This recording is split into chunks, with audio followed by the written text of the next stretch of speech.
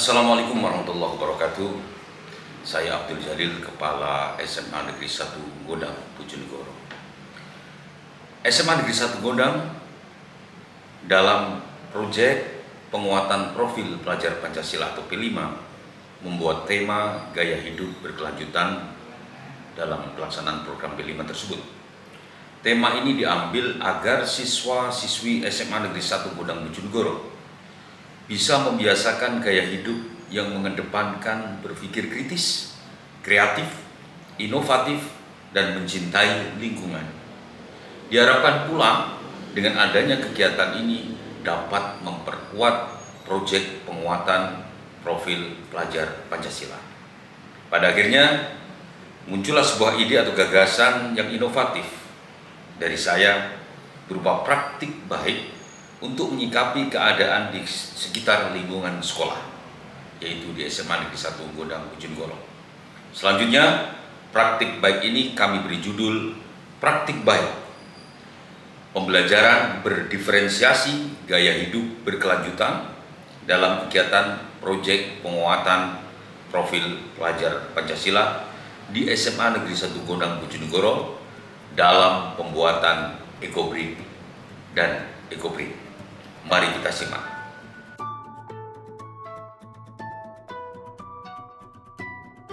Selanjutnya marilah kita ikuti rangkuman praktik baik yang berupa deskripsi foto, bagian isi naskah menjelaskan beberapa hal terkait situasi, tantangan, aksi, dan refleksi dari praktik baik yang kita buat. Yang pertama adalah situasi. Situasi ini terkait kondisi yang menjadi latar belakang masalah. Mengapa karya inovasi praktik baik kepala sekolah ini sangat penting, dan atau apa yang menjadi peran dan tanggung jawab kepala sekolah dalam praktik ini. Yang pertama, banyaknya sampah bekas tempat makanan dan minuman yang berada di sekitar lingkungan sekolah, terutama di seputaran kantin sekolah dan beberapa tempat sampah di sekitar kelas. Yang kedua, banyaknya daun dan ranting pohon yang berada di sekitar lingkungan sekolah, terutama di seputaran halaman sekolah dan beberapa tempat di sekitar kelas dan tempat-tempat lainnya. Yang ketiga, keduanya membutuhkan perhatian serius untuk penanganannya dan bisa memanfaatkannya dengan baik.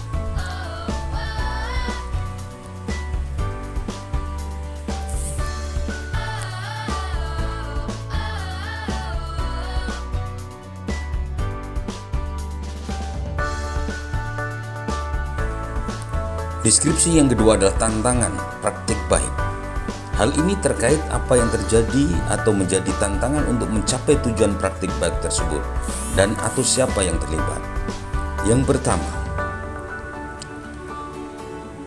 pemahaman yang cukup dari semua pihak yang terlibat dalam pendidikan, termasuk guru, siswa, dan orang tua tentang konsep dan pemanfaatan atau pembuatan Ecobrick dan Ecoprint. Yang kedua, kebutuhan terhadap penggunaan sumber daya dan infrastruktur yang tepat, seperti botol plastik yang bersih dan cukup, tinta ramah lingkungan, printer yang mendukung proses Ecoprint, dan fasilitas untuk mengelola limbah. Yang ketiga, integrasi pembuatan Ecobrick dan Ecoprint dalam pembelajaran berdiferensiasi harus jalan dengan kurikulum merdeka, utamanya dalam rangka pelaksanaan proyek penguatan profil pelajar Pancasila atau yang kita kenal P5. Yang keempat, guru yang terlibat dalam P5 perlu mendapatkan pelatihan dan dukungan yang cukup untuk mengimplementasikan pembuatan Ecobrick dan Ecoprint dalam pembelajaran berdiferensiasi. Yang kelima, rancangan metode evaluasi yang efektif dan tepat guna yang sangat dibutuhkan serta melakukan pemantauan secara teratur untuk memastikan bahwa praktik baik ini berhasil dan berkelanjutan.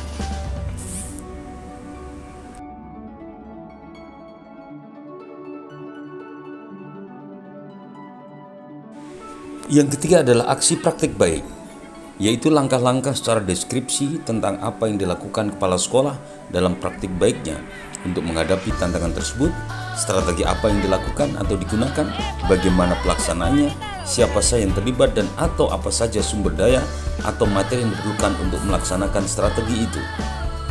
Yang pertama, semua guru yang terlibat dalam pembelajaran ini atau P5 perlu koordinasi dan mendapatkan pelatihan tentang konsep pembelajaran berdiferensiasi, teknik ekobrik dan ekoprint, serta penggunaan bahan-bahan organik dan daur ulang.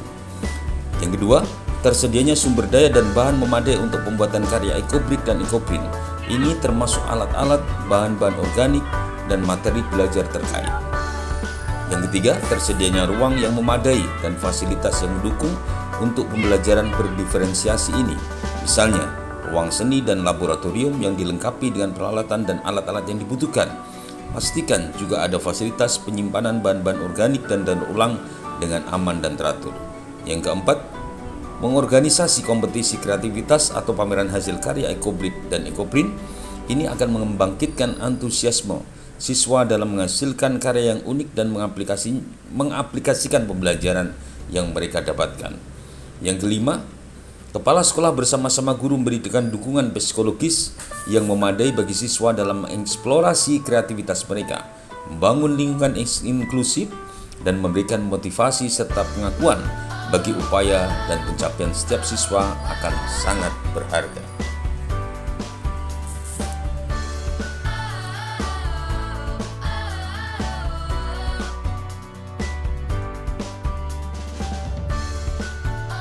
Yang terakhir adalah refleksi praktik baik.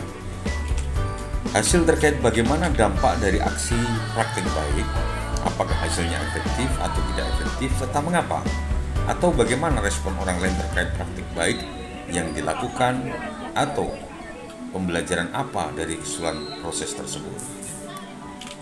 Yang pertama yang perlu kami sampaikan, praktik baik pembuatan ekobrik dan ekoprint mengajarkan pentingnya pengelolaan limbah dan penggunaan bahan ramah lingkungan sebagai cara untuk menjaga dan menghormati lingkungan.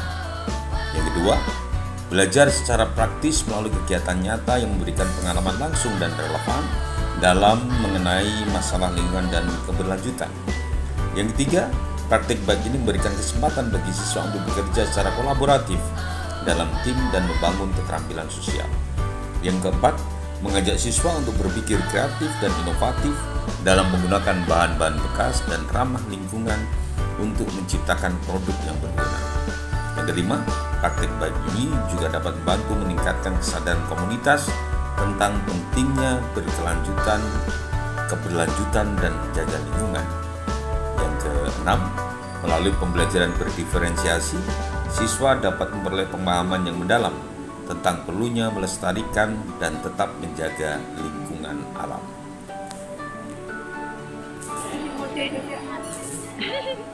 Luar biasa.